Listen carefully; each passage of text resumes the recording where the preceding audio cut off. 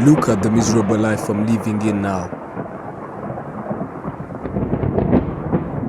Regardless of the benefits I'll be enjoying as a citizen in the East African Community region.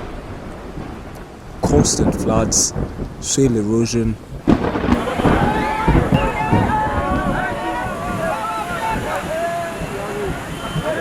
loss of lives and destruction of properties, invasion of locusts, air pollution, and food shortages among others is what me and others are facing.